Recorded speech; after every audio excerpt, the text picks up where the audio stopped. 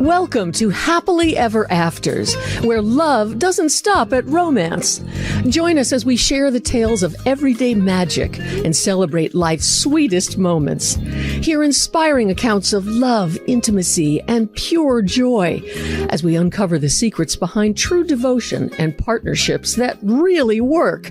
Brace yourself for a full-on heart melting. Here's your host, Carlos Clemente.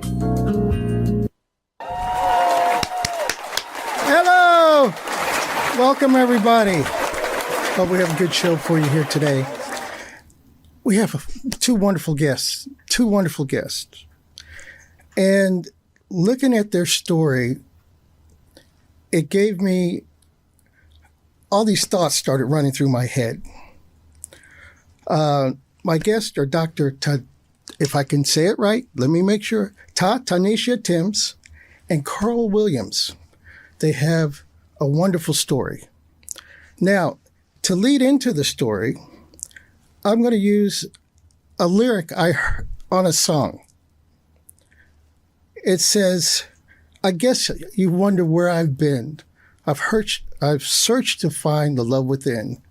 I came back to let you know I got a thing for you and I can't let go. And on that, welcome to the show.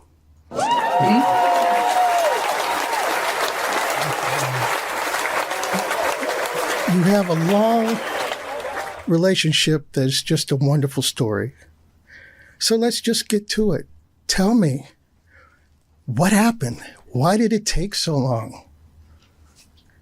Yeah, why did it take me so long?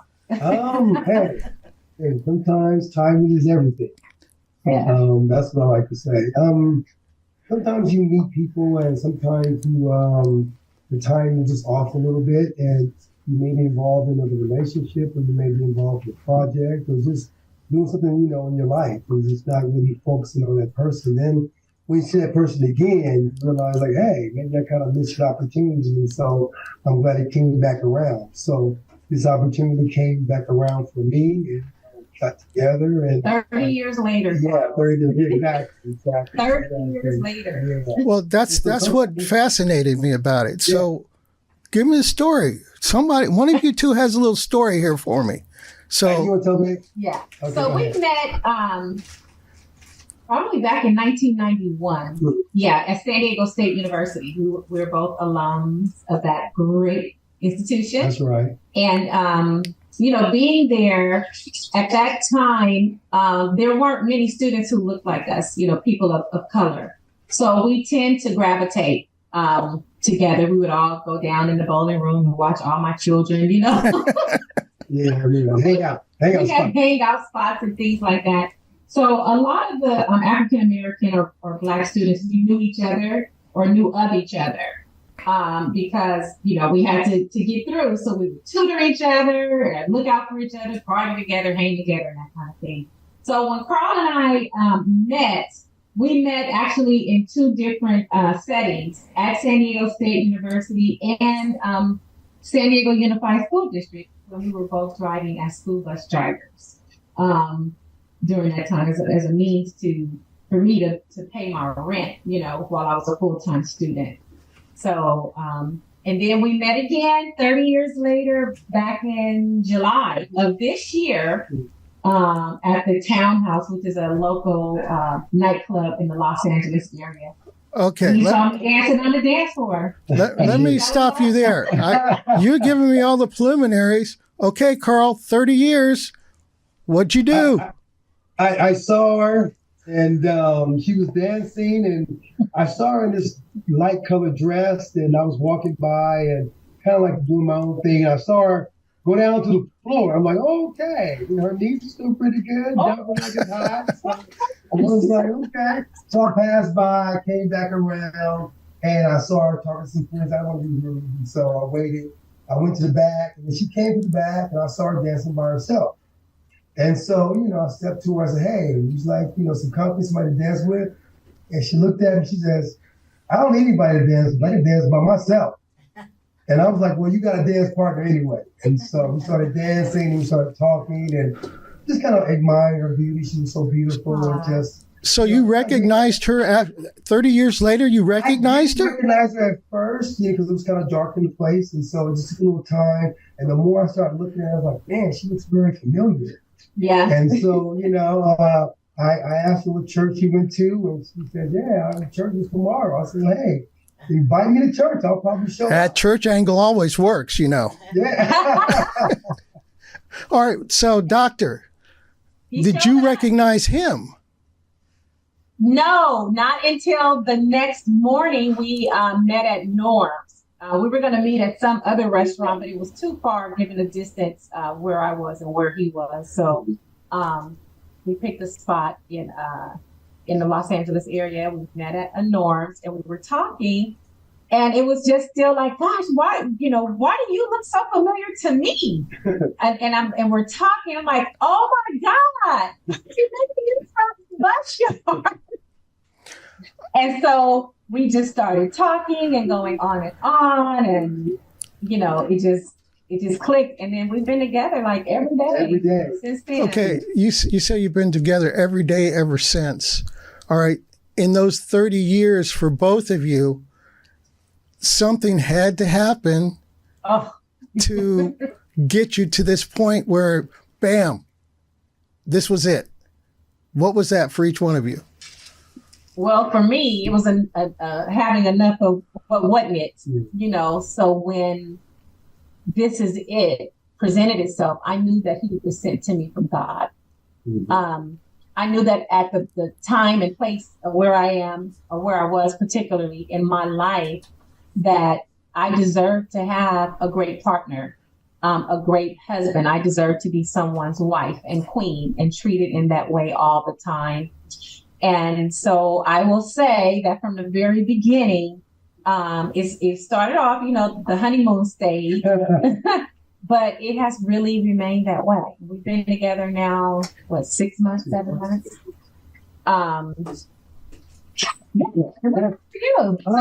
For me, you go to life and you get some relationships and things don't always work out the way you think they're going to work out, and you get very disappointed. And as you get older and older and older, you go, I'm going to find the right person for me, So you date and date and date, and it doesn't work out. Then you find somebody, and you're like, when you're really not looking, really. Actually, I wasn't really looking. I just want to kind of spend time just doing me, spending time by myself, with my family, with my kids, things like that. So when we met and things started clicking, I'm talking like, wow, is this it? Is this it, Lord? Is this it? And so again, when you start spending every day with somebody, you want to spend every day with them, and you look forward to spending every day with that person. I'm saying like, wow, this is something that I'm looking forward to, somebody I'm looking forward to spending time with. And so that's how it kind of happened. You kind of know, there was no gaps, not one day that we were talking and getting together and eating in restaurants, and just every single day. It was just like that. It was just magical for me. And so it was like,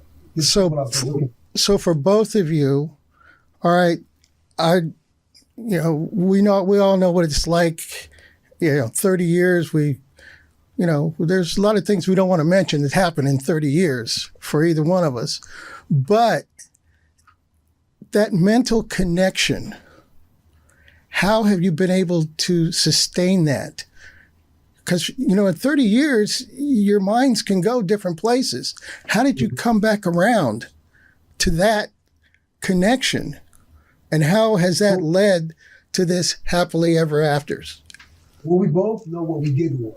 We want somebody who communicates, somebody who doesn't hold on to grudges, someone who doesn't stay, mad long, because we all disagree sometimes, but you don't want to have that just escalate and go on for like hours and hours and days, and just communicate in an effective way, not trying to raise your voice or say things you're going to regret in the future. So things like that, always be mindful of what you say and how you say it. That's very important for me. And so when I found her, and she gave me all those indications, okay, that's the person that, reflects the things that I like, the things that I put into a relationship. And so you just know in your soul that that's what you like and what I respect her, she respects me, and I have my opinion, she has her opinion.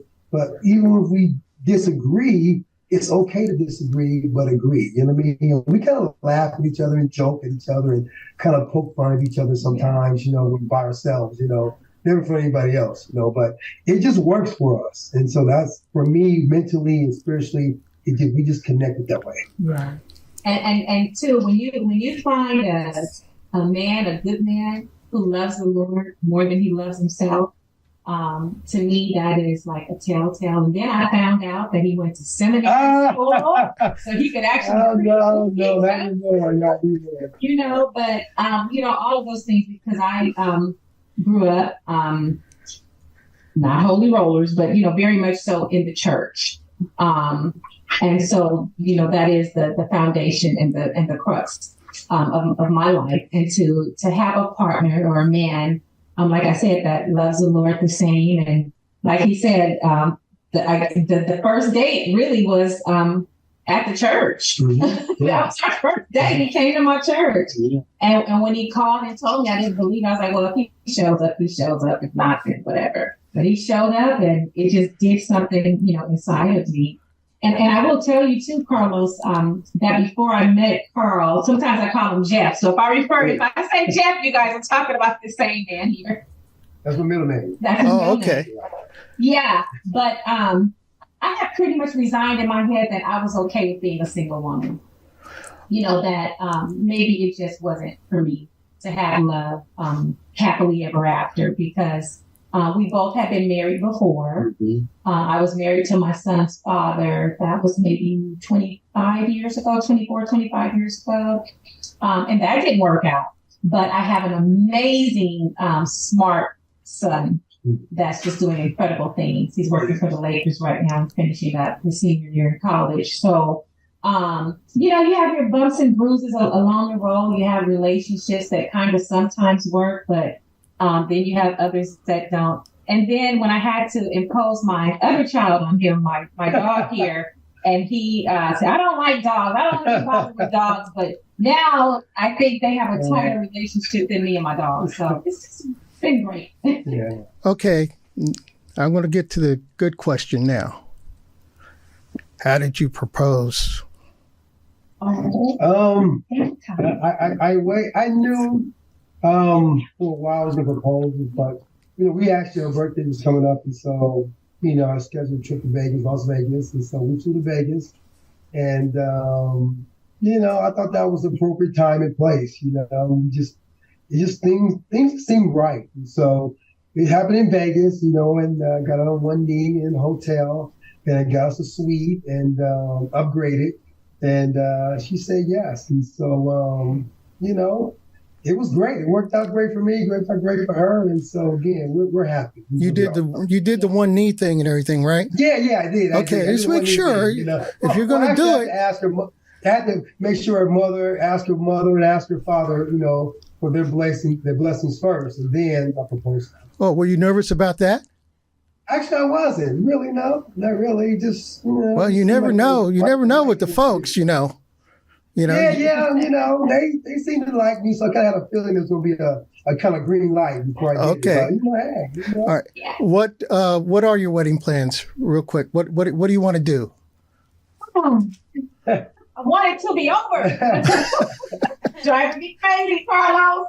Yeah. This man, we keep going between venues. If we could just, we switched dates 3 times. You know, but I have my trust. All right. I asked him this morning, I said, can we just go to Vegas?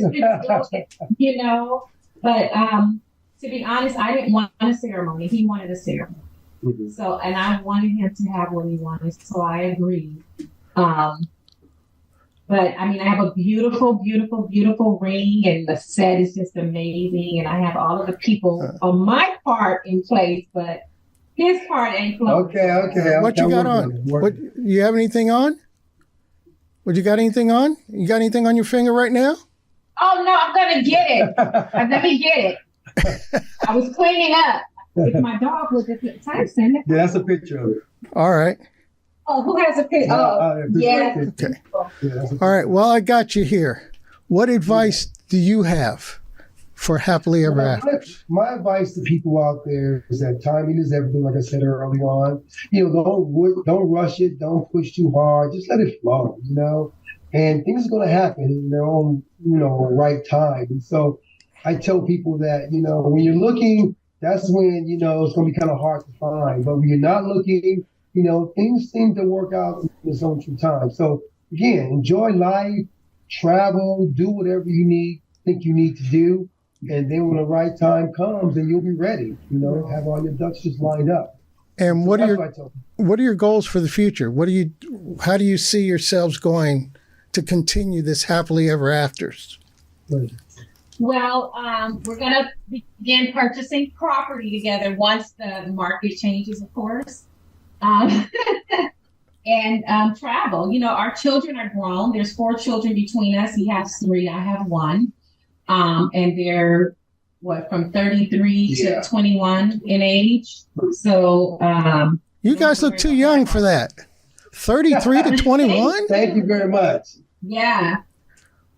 Mm-hmm. You want to tell them your age? Oh, I'm 56. You're 56 and I'm 50. Oh, you're babies. You're babies. Yeah.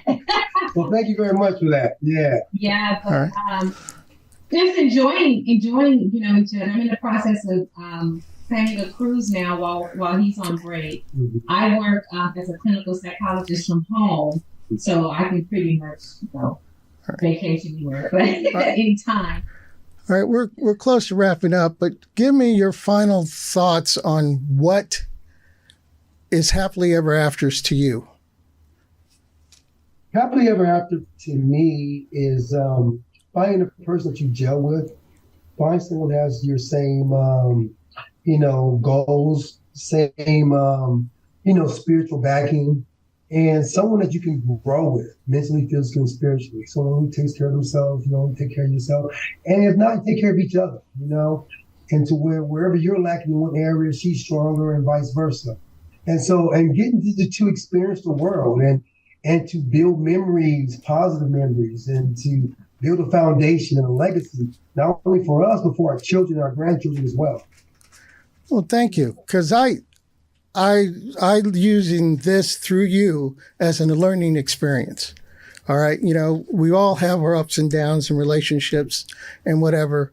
And part of the reason for doing the show is not only to expose folks like you to the world, but I can learn from you as well. So maybe I can help with my relationship somehow. But that's what I'm hoping to accomplish here. So I really appreciate you taking the time. Wonderful, wonderful time. How can people learn more about you? How can we follow you? You can follow me at, my email or, my email address, carlwilliams0117 @gmail.com. For my company, my side company is called Juggernaut Fitness. This is one of my logos right here that I'm wearing. So definitely, you can locate me that way. Or if you have any questions or concerns, or you go do personal training and things like that. I'm actually in the process of starting a 5K. It's going to be a Juggernaut 5K run or walk. And so definitely we're going to have people come in and maybe help out, volunteer, do whatever they can to help out. So that's how you can locate me. And Doctor? All right. You can locate me on Instagram at Dr. Tati93. That's DrTattie 923. Or on Facebook under my name, Ta-Taneisha Thames. Easier to spell the first name first. Thames, and my first name is Ta-Taneisha. You can also find me if you are in need of therapy on mentalhealthmatch.com, and I am listed in Psychology Today. Thank you. Thank you very much. Give yourself a round of applause.